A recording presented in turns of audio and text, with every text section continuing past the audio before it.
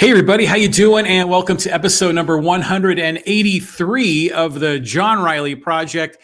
This is a podcast all about life, liberty, and the pursuit of happiness. Hope you're all having a great day, and you're probably wondering what's going on with this background behind me. It looks different. What's going on? Well, I'm gonna share it all with you. But today, what I really want to do is we're gonna get a little dangerous. We're gonna predict what we think is going to happen in the elections. We're not going to talk about necessarily what we believe or what we support, but I really want to get into what we predict is going to be happening. You know, if we had to place a bet, where do we think this election is going to turn out? So I'm going to go through a lot of the races again, and we'll break it down. I think have a little fun with this. And I invite all of your comments and questions. We're live streaming on Facebook and on YouTube. We do this every Monday, Wednesday, and Friday at 2 p.m. So, of course, your comments, your questions, feel free to join in the discussion. If you've got some predictions on what you think is going to happen on Tuesday, then please share them with us. So we love your input. And let's have a little fun with this. But it's going to be kind of dangerous. When you make predictions like this, a lot of times it's easy to be wrong, but we'll have some fun with it. Anyways, the background. So let me tell you a little bit about this. I am not in Poway today. Normally I always say I'm broadcasting from the city in the country, Poway, California. Well, today I'm broadcasting from the Kingdom of Nye, where Art Bell used to always broadcast. If you ever listen to Coast, I'm in Pahrump, Nevada right now. And I'm just on my own little sabbatical, and I'm just digging it. I did a podcast about my trip to Pahrump back in August. I'm back out here now, and it's great because I just I had cabin fever from COVID. I work from home. When I'm not at work, I'm at home. So I'm at home like almost entirely all the time. And then with the COVID crisis, I'm not out circulating in the public as much as I used to. So I just been getting cabin fever, and I just felt like this need to get out. And, I came out here in August, and I just had a great experience. And you might be thinking, why in the hell are you in Pahrump of all places? Well, I wanted to get out of town. I wanted to go to a place that was far away. And so I figure if I'm in another state like Nevada, I am by definition far away. And I always enjoy going to these Airbnbs because a lot of times we stumble across some really cool places. And here I am at an Airbnb in Pahrump, Nevada, and this is fabulous. And Pahrump, generally speaking, is pretty affordable, so I can stay here multiple days, and it's not that expensive. So it's a perfect place to be. And at the same time, what I'm going to be doing here is first of all, I have the fortune to be able to work from remotely because when I'm working at home, I'm doing business with my clients. So this morning I did a lot of work for one of my clients, and now I get to do the podcast just like when I'm in Poway.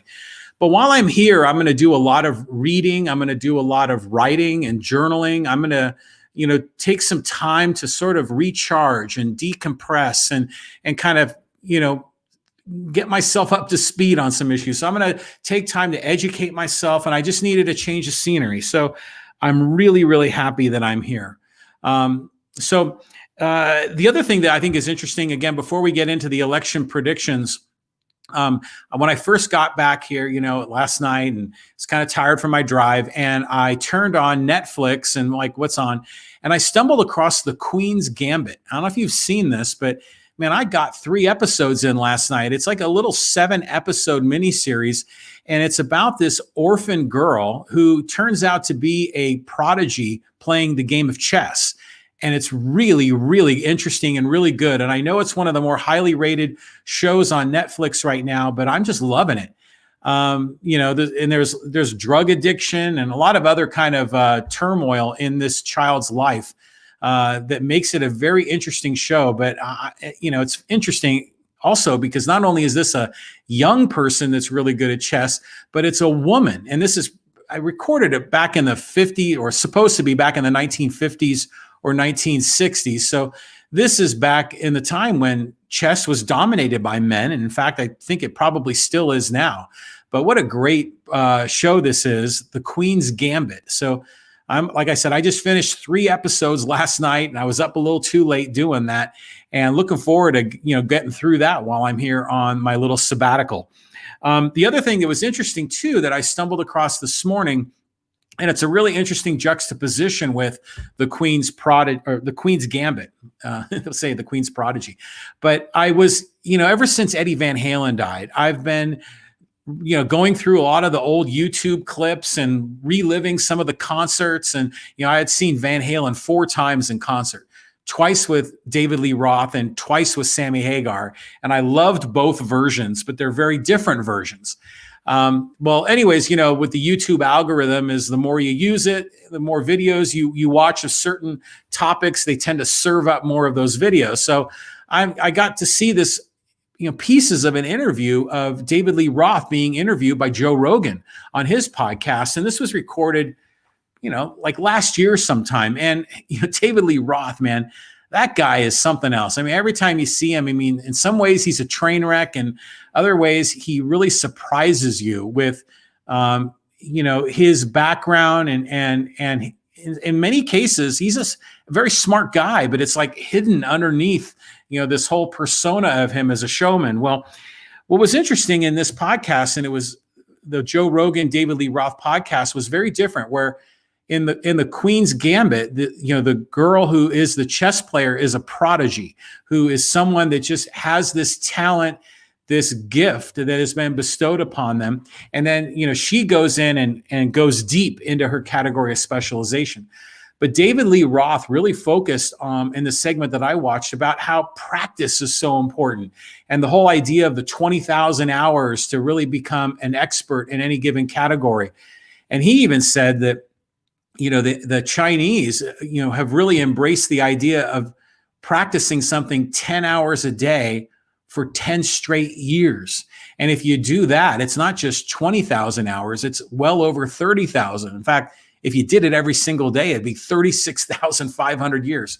So it was just cool to hear him talk about that, because, I look at my life and the things that I've gone through, and I know that I've developed great skills in certain categories, but I know that in some cases, maybe I haven't gone the full 20,000 hours.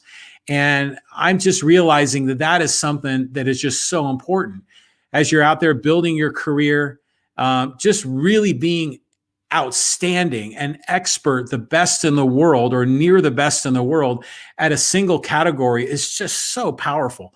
And, some people are blessed and they are prodigies, but other people really have to work at it. And now it's funny hearing this from David Lee Roth, because when you hear him perform, a lot of times he's not really as proficient as he's trying to make himself seem to be. But I just appreciated that. And I think what he talked a lot about was the joy, the payoff for him was in the process, in the rehearsals and in the grind of writing the songs, and then going out for dinner after practice, and everything that went with that process. He really enjoyed that ride. And to him, that was more valuable than the show itself, which I was really surprised to hear that from Roth. But it makes me think about this podcast project of mine. And actually, I shouldn't say a podcast project. I should say it's just a project, because for me, I'm going through a lot of things, and here I am in Pahrump and doing a lot of journaling, and I probably wouldn't be doing a lot of this if it wasn't for this project. For me, this process of going through the things that I'm learning and the things I'm exploring and the things that I'm talking about, it's extremely valuable to me, and I'm really enjoying this process, and I hope you're enjoying it with me. And I know that I don't have the viewership or listenership of Joe Rogan. I'm not even close, but it's okay. I'm getting value from this. I'm pursuing my own happiness through this process, and it is just so valuable. And I really thank you for joining me in this project. It's really great. So let's get to the main event. And actually, maybe for some people, the main event is that McDonald's is bringing back the McRib. Mike Ryan was posting about that on December 2nd. He said it's coming back. I never understood the McRib. I don't know if you have, but some people, man, they just go nuts for that thing. But anyways, let's talk about the elections. And, before we get into it. I encourage you, if you like what we're doing here, please share the podcast, subscribe, click on a thumbs up if you like what we're doing. That's really helpful for us in growing the audience and showing your support. We really appreciate it. So we're in Nevada, so we're going to do a little gambling, at least on the election. We're going to make some predictions. I wonder if there's a place where you can actually bet on these. I imagine if I went to a sports book, I could probably place some bets on the election. That might be kind of fun. But anyways, let's go through the list. And, of course, let's start at the top. Is it going to be Trump or is it going to be Biden? Now, in my podcast episodes, I've expressed my dissatisfaction with both candidates. I think they're both very flawed for a lot of reasons. In many cases, I think they're far more similar than people realize. But the rhetoric makes them seem like the angel versus the devil. And depending on your perspective, your guy's the angel and the other guy's the devil, right? Now, I think that Biden's going to win. Now, we all know Biden is definitely, absolutely, positively going to win the state of California. I mean, Hillary won California in 2016, 8 million votes to 4 million votes, a 2-to-1 ratio, a 4 million vote landslide. And people are saying that Biden may win California by even more. So definitely Biden's going to win California, but California is one of the safest blue states on the book. So of course he is. All the polls are telling us that Biden is going to win, not just the national polls, but the state by state polls. But the poll said that Hillary was going to win in 2016 and she didn't. So as much as I believe that Biden is going to win, I still am hedging my bet. I know that the Trump supporters, man, they are enthusiastic. We see them out, the Poway protesters there on the corner of Pomerado and Twin Peaks in Poway. If they're looking at the race rationally, they know that they're out there on the street corners. They know that California is going to give 100% of its votes to Biden, but they're out there anyways, and they're supporting Trump. And heck, I was on my drive out here in the desert, and I saw a lot of Trump signs on the side of the road, and I saw a dune buggy up on the side of a hill with a big Trump flag over it. I mean, it's just the enthusiasm for Trump is off the charts. I mean, there's not anywhere close to that kind of enthusiasm for Biden, but it's just, I really think that Biden is going to win, but it wouldn't surprise me if Trump won this thing, because in 2016, I thought there was no way in hell Trump was going to win. In 2016, I didn't even think he was going to win the GOP nomination, but he won that. So I'm hedging my bets. I think it will be Biden. I think Biden will be the next president of the United States. But I can't, that's one I may not bet money on because I'm not sure. I still have a little bit of lingering doubts. And I know that the Trump voters, they'll say the polls aren't real, the polls are biased, but I know a lot of Trump people will troll the pollers. They know they support Trump, but they'll tell the pollsters that they support Biden just to mess with the system. So again, I'm just kind of hedging my bet. Let's look at a few of the congressional races in San Diego County. And in my congressional district, District 52, I think it's going to be Scott Peters is going to probably win over Jim DeVello. Peters is a Democrat. This district used to be a toss-up district, but it's been skewing more and more Democrat. Peters, to me, is a guy that's extremely likable. He's personable. He's a middle-of-the-road Democrat. I think that he's going to likely win this pretty handily. So I think Peters will be the guy that wins. In the 50th congressional district, this is the one out in East County that everyone is really interested in. And, the Republicans had a really crazy primary, remember, with Carl DeMaio and Darrell Issa. And I think, what was the other guy's name? That's the state senator that lives out there in Santee. He was running. Well, Darrell Issa ended up with a nomination, and Darrell Issa doesn't even live in that congressional district. He lives in Vista. But Campa Najjar is an up-and-coming guy. He came close to beating Duncan Hunter Jr. in the last cycle. But, that district still is just overwhelmingly Republican. It's still really hard for me if I'm predicting who's going to win. Again, I'm not telling you who I support or what I believe in. I'm just trying to predict what's going to happen. I got to predict that ISA is probably going to come out victorious in this. And apparently there have been some polls that say ISA is up by double digits, which I was surprised by, because Campa Najjar came so close last time. And Campa Najjar, he's an up and coming guy. He's a very likable young man. But I think ISA is going to be the guy in that district. And the other congressional race that I'll comment on is the 53rd. And this is the one, we had one of the candidates from the 53rd congressional race was here in my podcast studio, and that was Fernando Garcia, who I thought was a great candidate, and he was an independent candidate. He wasn't running as a Republican or a Democrat, which I thought was fantastic. I would have loved to see Fernando Garcia do really well in this election and win it. But as an independent, I think, most rational people know he was a little bit behind the eight ball. In these partisan races, you have to align with one of the two major parties if you're going to be successful. Well, in the 53rd, we have two Democrats, and I'm gonna predict it's going to be Sarah Jacobs.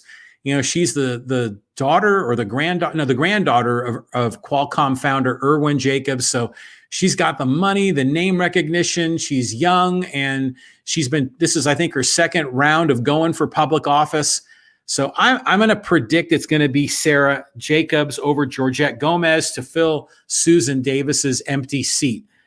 At the state level, there's a bunch of state assembly races and Senate races. The one in my district is an interesting one. It's Brian Mainshine going up against June Yang Cutter.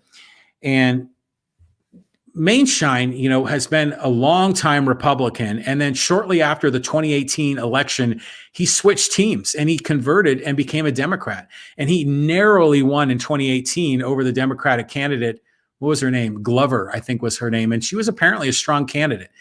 I think, Mainshine is very likable. He's from the Poway, Carmel Mountain area. He does a lot of, you always see pictures of him with puppies. That's what I always joke about him, because he does a lot of stuff with the SPCA. So he just knows how to play the game. He's a political creature, probably a lot like TJ Zane or other kind of political animals. So, and then he's going up against June Yang Cutter, who's a Republican, and she got the endorsement from the Union Tribune. And I know a lot of Republicans are still just furious at Mainshine, for not just abandoning the party, but a lot of those Republicans helped him put in time and energy and money to get him elected in 2018. And then a few months he flipped teams. But, there's a blue wave going on. And I just think that Mainshine's got the name recognition. He saw the writing on the wall as a political creature and saw that his district was trending more blue, and he switched teams and is going in the direction the wind is blowing. So I think Mainshine's going to win. But he's got to be close to getting termed out, right? I mean, how many cycles can you go as a state assembly person before you're termed out? I think it's 4. And if that's the case, I think this is his 3rd or his 4th election. So if he ends up getting termed out in 2 years, don't be surprised if we see him running for higher office, because he is definitely a political animal. Okay, so let's get into some of the San Diego races, and I haven't followed the San Diego City races or the San Diego County races that closely, so I'm not going to comment on all of them, but I will share my thoughts on a few. If you look at the polls for San Diego mayor, it's Todd Gloria and it's Barbara Bree, right? And apparently it's really tight in the polls, which I think is interesting. And Todd Gloria, to me, is a lot like Brian Mainshine. He's another kind of political animal. He knows how to play the game, and he's got a lot of support. But I've learned a lot about Barbara Bree from my conversations with Gabby Dow, who's been a guest here on the podcast, and she has actually hosted events for Barbara Bree. And the more I've learned about her, she's a very pragmatic, very much a problem solver. They're both Democrats, both Bree and Gloria. Normally, I would think that Gloria might have the upside on this because he's got more name recognition, but I just think there's something different about Barbara Bree that I think she has a very good chance to win. So I'm going to put my bet on Bree to win the race for San Diego mayor. Okay, let's get into a really good one because I know I got a lot of viewers and listeners in the city of Poway. So let's talk about the San Diego County Supervisor race. I think it's District 2, the one for East County. And this is the one to take over the spot for Diane Jacobs, who had, been termed out. She had been, running that district for so long. And the more I've been learning about county supervisor races, the more I realize what a powerful position that is, how much power and influence they have as an elected politician. And, this kind of goes back to my comments in a previous podcast where these politicians, they're not public servants. They are in it for power. And they're in it for power. I'm not necessarily saying they're in it for doing evil. What I am saying is that they want the power to do what they believe is the right thing to do. And the county supervisor race has a tremendous amount of power. Now, we've got Joel Anderson, who has won the GOP nomination or the endorsement from the GOP party here locally in San Diego County. And Anderson, of course, a longtime assemblyman and senator representing East County, has name recognition out there. And he was the greatest vote getter in the primary when they whittled it down to the top two. He was the number one vote getter. And he won over Voss by, I think, about 5,000 votes. And so Steve Voss, Poway Mayor Steve Voss, is the other candidate, and these two are going at it. Steve Voss has gotten endorsements from all of the law enforcement agencies and the fire departments and a lot of the other sitting county supervisors and a lot of the other mayors. I was surprised that he didn't get the Republican nomination. Maybe the Republican Party in the county felt they needed to be loyal to Anderson because he was a longtime Republican. My sense is that Voss is going to win. And some might say, well, he came in second place in the primary. What makes you think he's going to be victorious for the general election? I've been watching a lot of the things that he's been doing, the policies he's promoting in Poway, the things that he's campaigning on. You can tell that he's trying to pick up more of the Democratic votes, because these are two Republicans. So who are the Democrats and the independents going to pick? You can tell that he's really reaching out to the more progressives, the more moderate Democrats, and even some of the independents. That might be just enough to push him over the edge. Now, the county, or that district itself, East County, is heavily, heavily, heavily Republican. And that's obviously why we have two Republican candidates in the general. But, even things like Joel Anderson just refused to even go through the process of getting the San Diego Union-Tribune's endorsement. He just says, it's a waste of time. I'm not going to do it.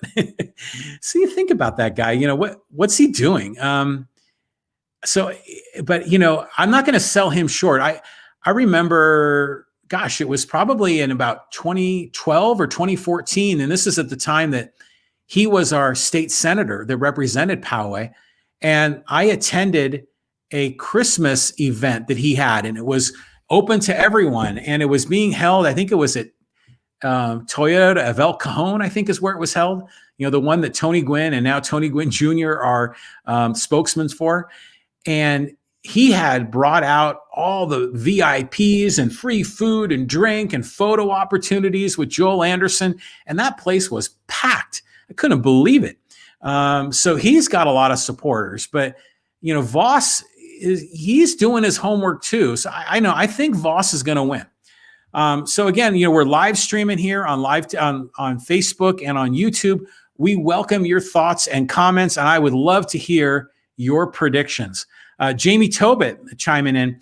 I live in the 53rd Congressional District. Looking up the map of the territory, it covers a very diverse swath of the county, from Mission Hills and Hillcrest through La Mesa and on to El Cajon, then all of Chula Vista, Bonita, Eastlake, east of the 805. With that makeup of areas, I have no idea who might win. Yeah, when you're right, Jamie.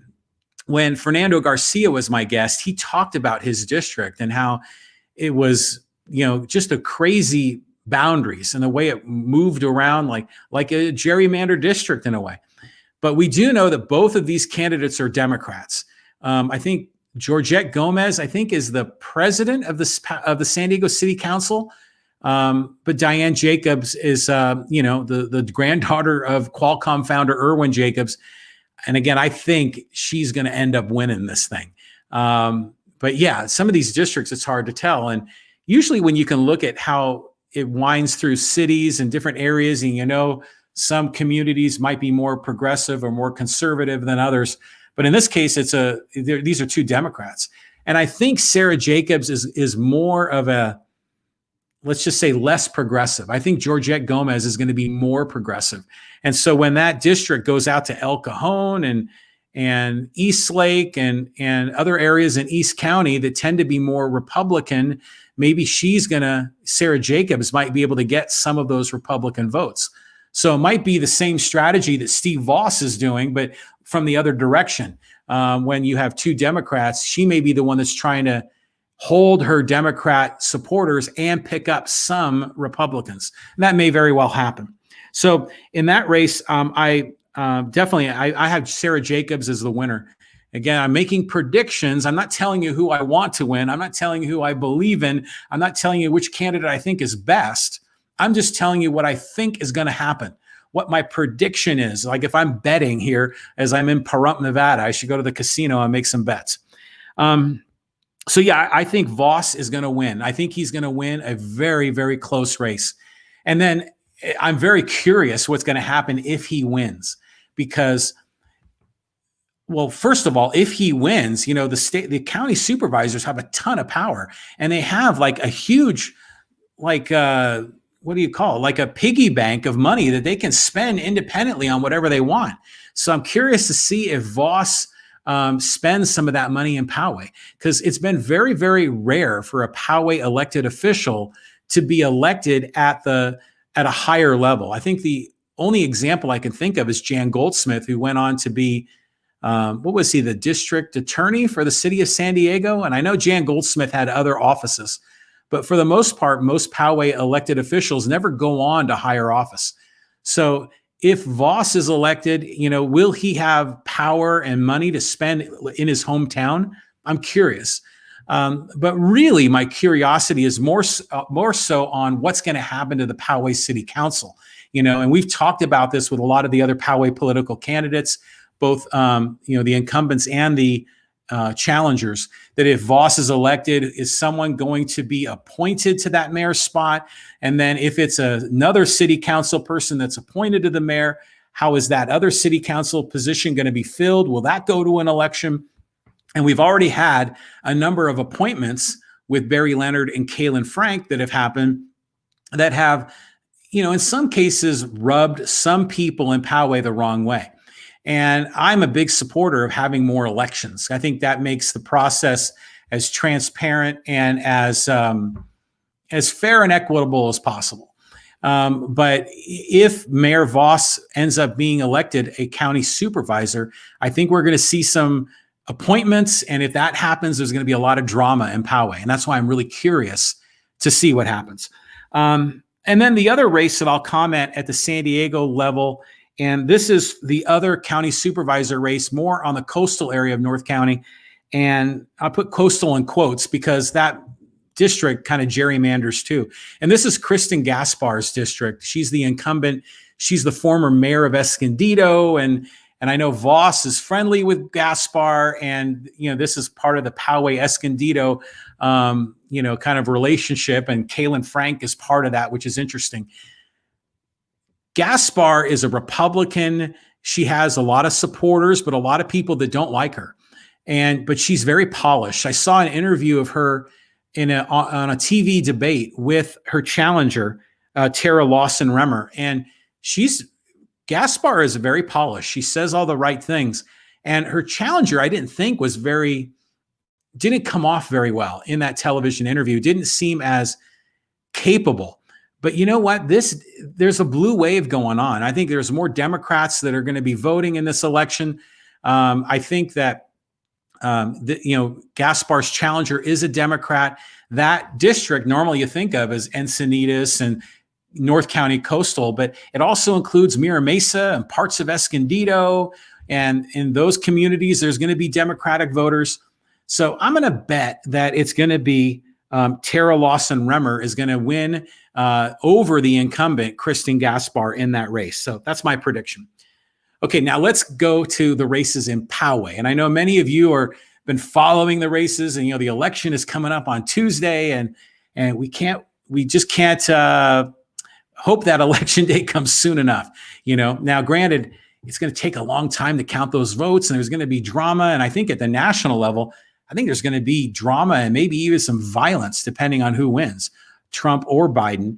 But I know for the local the local candidates, I know they're looking for closure. They've been working their tail off, every one of them. They've all been coming on my podcast. I had the pleasure, the honor of interviewing every one of them, every candidate that ran for Poway City Council and the two candidates running for Poway School Board from the district in Poway have all been guests on my podcast, and I've gotten to know them all. And I'll tell you right now, every one of them is a good person. They all are in it for reasons that they believe in. They're all in it and doing what they believe is the right thing. And so I think they all have something positive to offer. And, just as a little bit of a tangent, it is interesting. We're seeing, and Chris Cruz has been doing a lot of this documentation. Chris Cruz, of course, the leader of the South and North Poway votes. She's a civic community activist in Poway, and very much, fighting her perceived good fight about the South versus North Poway divide, as she says, which I think exists. I think she blows it out of proportion, but there is still some truth to what she talks about. But anyways, she is looking at the PACs, the political action committees, and noticing that a lot of these development interests and a lot of other interests are funneling their money into the deputy sheriff's PAC. And then that PAC has been spending a lot of money on our incumbents, Barry Leonard and Kaylin Frank. They've been spending money on Measure P in Poway. And so she's really doing her digging to see where a lot of the money's coming from. And it's very interesting. It's very revealing. And so if you're interested in learning more about that, take a peek at her work in the South and North Poway Votes Facebook page. But this gives the incumbents huge money advantage over the challengers. And the challengers are doing their fundraising and they're trying hard. But, we've seen in the city of Poway that it's really, really hard for incumbents to win. For incumbents to lose. It's hard for the challengers to win. Unless there is some major problem, like in the Poway School Board, like if there was $1 billion bond or some massive problem. If that doesn't exist, it's really hard for the challengers to win. Now in Poway, there have been problems. There is the whole problem related to the water crisis that happened at the end of 2019, and we can go down the list of a lot of other issues in Poway that a lot of these challengers are really pushing. And the development on Poway Road is another hot issue. Is this enough to displace the incumbents? Now, if I'm a betting person, I'm going to say the incumbents will win. I think Barry Leonard will probably win. I think Phil Factor is a great man, and he's doing really good things, and he's fighting hard. But I just know it's hard to beat an incumbent. And so if I'm not telling you that Phil Factor is a bad candidate. I'm just telling you if I had to bet money, I'm going to bet that Barry Leonard's going to win. Now, you hear that from me, and you're thinking, okay, well, there's still time to vote. So, maybe the Phil Factor group can get more of his supporters out there and vote. And maybe this will be, kind of a catalyst for that to happen. The other race in District 4, I think they did a breakdown. And remember, Tory Powers and Kaylin Frank and even Tony Russo ran in that election. And last year it was for at large. And I know some of our local political enthusiasts had gotten down to the precinct level and broke down the numbers and said, hypothetically, if there really was a District 4 vote, who would have won? And apparently Kaylin Frank would have still won, but by only 32 votes in 2018. So what does that tell me? It tells me that it's going to be an extremely close race. It tells me that it's going to be really between Chris Olps and Kaylin Frank. I think Frank Fournier's entrance into this has been a wild card that I think a lot of people, were concerned about, especially if they were supporters of Chris Olps. I think in the end, I mean, if I have to bet money, you have to bet that the incumbents will win, because they always do, unless something crazy happens. So I think if I had to bet money, I think Kaylen Frank will win again, but I think it's going to be very, very close, much closer than the District 2 race, in my opinion. So I think that's how that's going to break down. Now, for Poway Unified School Board, again, I interviewed both of those candidates. And again, don't take my comments the wrong way. If I'm predicting who's going to win, I'm not saying that the people that I think will come up short. I'm not saying they're bad people or bad candidates. I'm just telling you, if I had to bet money, what do I think is going to happen? In the Poway Unified School Board race, I interviewed both Cindy Seitzma and Jimmy Karam. I think they're both very capable people. They both have great backgrounds. They have great resumes. They're doing great things in our community. I don't think you can lose with either one of them. But I do know that Jimmy Karam got the endorsement of the Poway Teachers Union. What is it? PFT, Poway Federation of Teachers. And now, getting the union endorsement by the teachers is not a guarantee you're going to win. In fact, there have been cases in 2018 and previous elections where the teachers endorsed candidates have lost. That has happened. But I think in this race, that might be enough to tip the scale in Jimmy Karam's direction. I think Karam, again, they're both capable candidates. If I had to bet money, I think Jimmy Karam is going to end up being the one that wins this on Tuesday. And the other race that's on the ballot, and this is more in the Penasquitos area, this is incumbent Darsh Patel running against challenger Tim Doherty. I actually had some conversation with Tim Doherty about coming on the podcast, and I had invited him to join me, and we just never were able to connect. But Tim, if you still want to come on, I'd love to have you as a guest. Granted, election day is coming up quick, but maybe we can work you in still. I'm still very open to that. But I think in that race, I think Darsh Patel is going to win. Again, I think incumbents are hard to defeat. And she has a lot of name recognition. She has a lot of people that support her.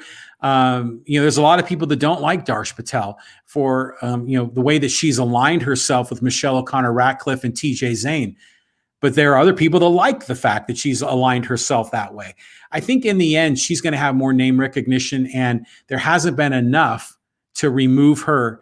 And I think in the end, I think she's going to win if I had to predict. So that's how I see all those races going. But let's take a look at the propositions, because there's so many of them. In fact, I did a whole podcast on the propositions where I shared how I was voting. I shared what I believed in. But now I'm going to tell you what I think is going to happen, what I predict will be the end result. Because I know that California is very, progressive, very Democrat. And we see that in the politics, especially in the urban areas of San Francisco and Los Angeles, and increasingly more and more in San Diego. San Diego has a Republican mayor, but all the other sitting council people, I think, are Democrats. The city of San Diego demographics have more Democrats than Republicans. So we know the state is just heavily blue, heavily left. And so I think a lot of these propositions are going to probably go in that direction. But let's go down the list here. Prop 14, this is the bond for stem cells. And again, when people hear stem cell research, they typically think that this is about the abortion issue and right to life and everything else. But ultimately, this one is about taking out loans, which are bonds, that can be used to fund stem cell research. I think the voters of California don't care as much about how it's being funded. They just want to see stem cell research get funded. So I think this will pass, Prop 14. Prop 15 is the crazy one. This is the one about really rocking the boat on the old Prop 13 from the late 1970s and allowing commercial property to see their taxes go up significantly. And this is to not use assessed value like we do for residential property, but to use market value for those properties. This is being positioned as more money for schools. And whenever it's positioned that way, it's probably going to win. And on top of it, because the state is very left, very Democrat, I think they're going to go for it because this is making the corporations pay more money.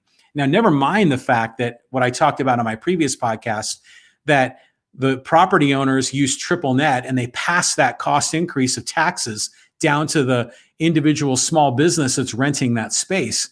It's still being positioned as more money for schools and making corporations pay. So I think Prop 15 will pass, in my opinion. Prop 16 is the interesting one. This is the one where they will allow race and sexual orientation and gender and a lot of other criteria to be used in making decisions for hiring, for government jobs at the state level, for deciding on contracting, when the state outsources work.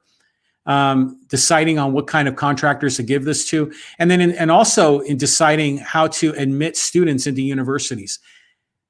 Previously, there was affirmative action a long time ago, and race and gender was a big part of how the state made decisions. A lot of times with contracting, they would always give it to minority-owned businesses, or in some cases, female minority-owned businesses was always very attractive for the state to give money to when they were outsourcing projects. And then what was it, about 20 years ago, they passed, what was the prop number? I can't even remember the number, where they said, you can't do that anymore. You can't take race into account. And the voters passed that. Well, then this one comes along where they're saying, no, now we want to go back the old way. We want to allow race and gender and sexual orientation to be part of the criteria and how those decisions are made. Now, originally, I would think that the voters wouldn't be schizophrenic and vote one way and then 20 years later vote the other way. But with all of this, Black Lives Matter and social injustice and the fact that California is a left-leaning state, I have a feeling this one's going to pass. I think this Prop 16 is likely to be victorious. And then here we're going to get really, in my opinion, I said I was going to try to keep my opinions mostly out of this, but we're trying to rise above race. We're trying to treat people equally, equal rights. We're trying to not discriminate, right? So that we can judge people as individuals. This is now going to go back to judging people based on groups, based on race or gender or any number of those types of criteria. I think it's going to pass. That's Prop 16. Prop 17 is allowing felons that are on parole to have voting rights. Now, normally in a left-leaning progressive state like California, I think this would pass, but I know there's still a lot of distrust about letting felons vote again. So I think this one's going to fail because I think people are going to be a little worried. That's 17. Prop 18 is allowing 17-year-olds to vote in the primary election if they turn 18 in time for the general. I also think this one will fail. Again, I think people don't trust young people to vote properly. Never mind the fact that it's taxation without representation, and I think they should have the right to vote. But I think this one will fail. That's Prop 18. Prop 19 it was a confusing one about taxes and inherited taxes and seniors and everything else. It's very confusing. I think that one will fail, largely because of the confusion. Prop 20, it was the hardcore, tough on crime bills. I think that one will fail in California. Prop 21, this is the rent control one. This one's going to pass because it's so expensive to live in the state of California. And this is just an easy way people will jump to making rent more affordable. Now, there are a lot better ways to making rent affordable, in my opinion, but they're going to jump to rent control, which I think is going to have the opposite effect in a lot of communities where rent's going to go up dramatically. There's a lot of unintended consequences with rent control, but I think that rent control Prop 21 will pass. That's my prediction. Prop 22, this is the Uber Lyft one. Now here I'm broadcasting from Pahrump, Nevada, and an Airbnb. I love the whole private contractor thing. I make a lot of my money as an independent contractor, as a gig worker. So I'm generally sympathetic to this, but I think Prop 22 is going to fail. I think that the people are upset that Uber and Lyft are spending so much money on this, and they think that this is going to help the workers and everything else. So I think this one's going to fail. Prop 22 will fail, and the Uber and Lyft drivers will end up having to be employees rather than independent contractors. Prop 23 is the dialysis clinic one. That we had another dialysis one in 2018. I think this one will fail. Prop 24 is for more online privacy. I think this one will pass. I predict that one will be victorious. And Prop 25 is for ending cash bail. I think that one will fail for the same reasons that Prop 17 will fail. I think people are generally distrustful of people that are felons or people that have been arrested, and that distrust will probably win the day. And I think that Prop 25 will fail. Okay, so let's go to the local propositions. And there are a whole bunch of local propositions in the city of San Diego and many other cities. I really haven't followed them, but I will talk about Measure P in Poway. And I've been commenting on this one a lot. I had Kevin McNamara on my podcast back right around New Year's, maybe 10, 11 months ago, and learned a lot about the project. And frankly, it's one of my highest rated, highest viewed podcasts. So many people have gone back to that podcast and sat through a nearly 3 hour, almost a 3 hour interview with Kevin McNamara. It was very interesting. And in fact, I was in a conversation on Facebook recently where with some other voters, and we were all debating the merits or the downside of Measure P. And people were commenting to me that they went back and watched that podcast or listened to that podcast and time-stamped certain sections of the podcast when Kevin McNamara said this or said that. So it was interesting, and I feel good about that as a podcaster, that I've been able to provide that kind of content, that kind of information that people can use to better educate themselves, whether you're for Measure P or against Measure P. We all learn, when we have these candidates, or in this case, really the main guy behind Measure P, Kevin McNamara, as my guest. Now, the previous proposition was in 2017 when the owner, Michael Schlesinger, wanted to put condominiums for 55 and over on that site and still retain 9 of the 18 holes on the golf course. And that failed overwhelmingly, like 60% to 40%. And I think a lot of that was the vitriol of people not liking Michael Schlesinger. Now, Kevin McNamara is the face of this, and he's a longtime Poway guy. I think this proposal has a lot more support from so-called important people in Poway. The whole city council approves of it. The Poway Chamber of Commerce approves of it. The Green Valley Civic Association approves of it. A lot of environmental groups approve of it. But still, the commentary online, there are some fierce, loud objectors to Measure P. And I think they were loud in 2017, and they're loud again in 2020. My gut's telling me that it's going to pass, but it's going to be really, really close. I think having McNamara as a longtime Poway guy, having these endorsements from a lot of important people in Poway, I think might be enough to push it over the edge. We will see. Yuri Bolin comments on the podcast, "Hi, John, don't forget my personal favorite ballot measure, County Supervisor District 2. And Yuri, I did comment on that earlier on in the podcast. That's the one between Poway Mayor Steve Voss and Joel Anderson, the longtime state senator, state assemblyman. I said I predict that Steve Voss is going to win. And the reason I said that was because I think he's doing just enough to get more of the disenfranchised Democrat voters, because this is a race between two Republicans. He's doing more, I think, to get more of the blue voters, the Democratic voters, and in some cases the independent voters, that might be enough to get him over the edge with Anderson. But it's still going to be very, very close. And then, Yuri, I did comment that I'm very curious to see what happens if Steve Voss wins and the cascading effect it'll have on the Poway City Council with appointments and elections, and what if a Poway City Council person is appointed for the mayoral seat? There's a potential for a lot of drama, which I'm curious about. But ultimately, I think Voss is going to squeak through. I really think that's going to happen. Now, he got the UT endorsement, which I think is big, and Joel Anderson just refused to even show up for the endorsement process. So, it's something. Yes, sorry you just joined in. No worries. If you just joined in, you can always go back and listen to the recording. We're on all the major podcast platforms: Spotify, Stitcher, iTunes, Apple Podcasts, Google Podcasts, or you can go back and watch the YouTube broadcast. And again, we're broadcasting not from the city and the country today.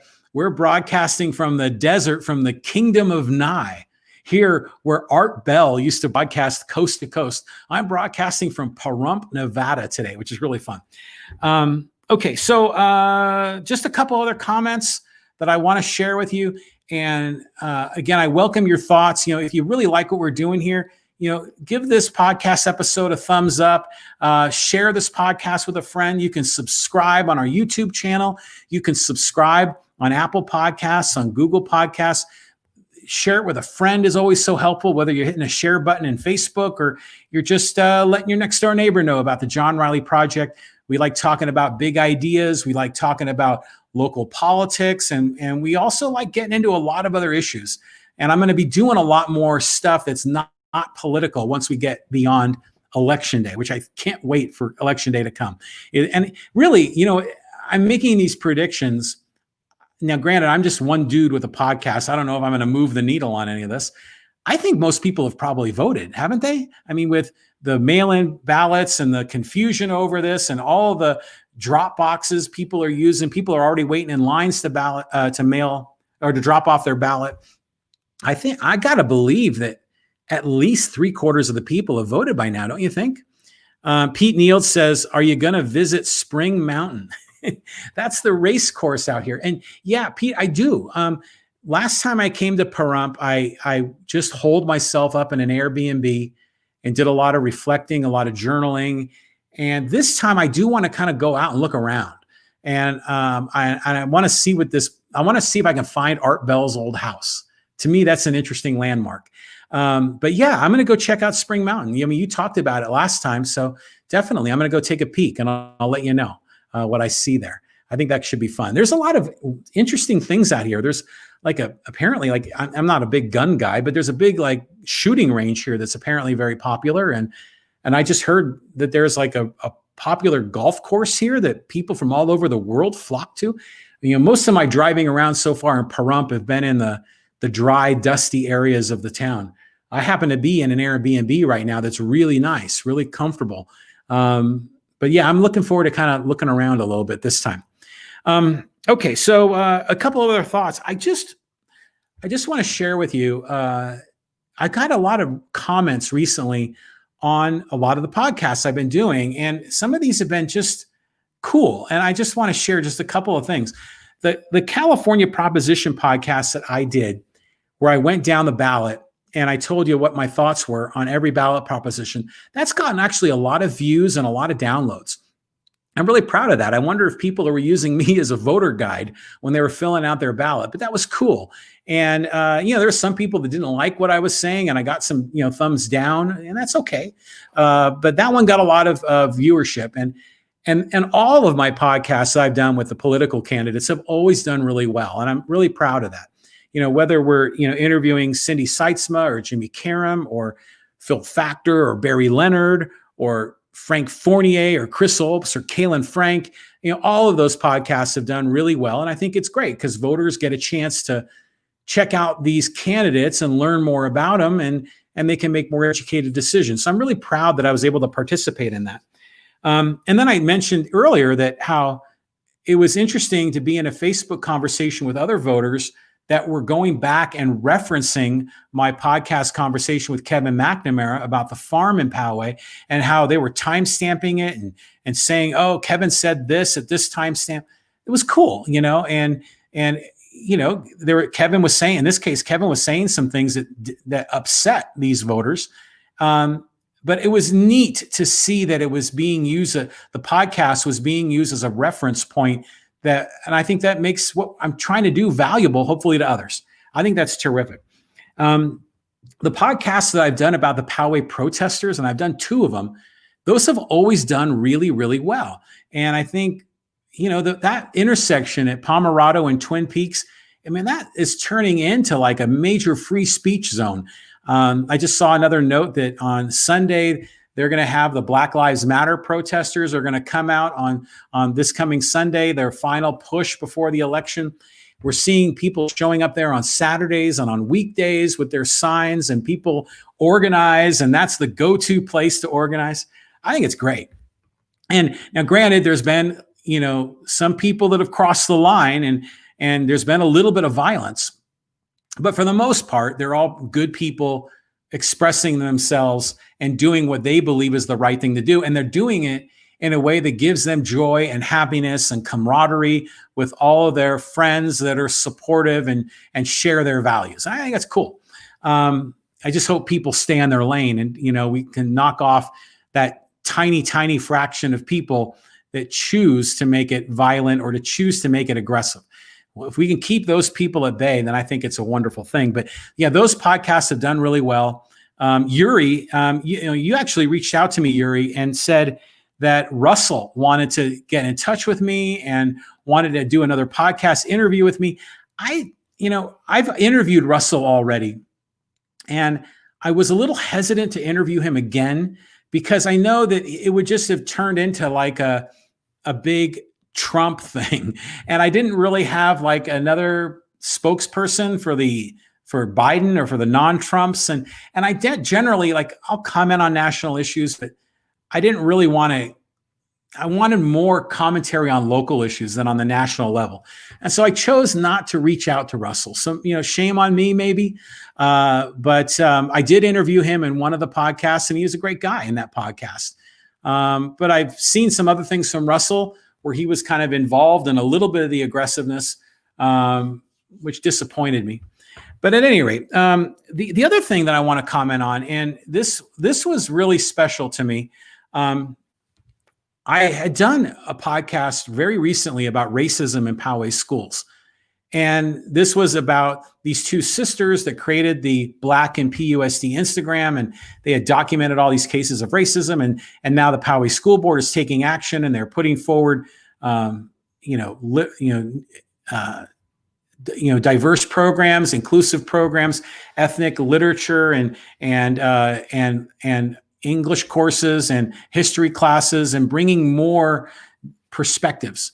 I think it's awesome. And I tip my hat to the Poway School Board for doing that and for the effort of these 2 young sisters and what they did. But I also, in that podcast, shared a lot of things that I've gone through that involved race or racism and the things that I've experienced. And, we all have a story to tell, and I've experienced some things that I think are interesting. I mean, like the most important one is that I was the only white guy in a company of over 90 people. And I kind of felt what it was like to be the one person that was different. And so to a degree, I kind of understand what a lot of people of color are going through. And so I shared a lot of my thoughts on that. And the podcast itself, when I first released it, the live viewership was low in the live stream. And there were no comments at all from the viewers. And then when the first couple of days it was out there, the viewership and the downloads were a lot lower than normal. And I thought, maybe that just wasn't as much interest to other people. But one of my friends commented, and he thought, granted, this is one of my really good friends up in San Francisco, Jack. He thought it was one of the best podcasts I had ever done. And it really made me feel good. And he really, he commented about a lot of the personal stories that I shared. And I think what's cool about this is kind of like what David Lee Roth was saying when I kicked off this podcast, where there's payoff in the journey. Even though I may release a podcast that may not have the greatest viewership or listenership, I get great happiness and fulfillment just doing this podcast. And I'm able to share my thoughts, which is wonderful for free expression. I'm able to share lessons and life experiences that have taught me things. And I enjoy sharing that with you in the audience. Gives you a greater perspective of me, but maybe in some cases, some people may be learning from me. And I think that's really valuable to me, that I can make an impact. And this is the whole area of where I think there's an opportunity for me to take more of my own stories, my own personal history, and my own lessons that I've learned in my 55 years of life, and begin to infiltrate more of that into this podcast, because I think it could be more valuable.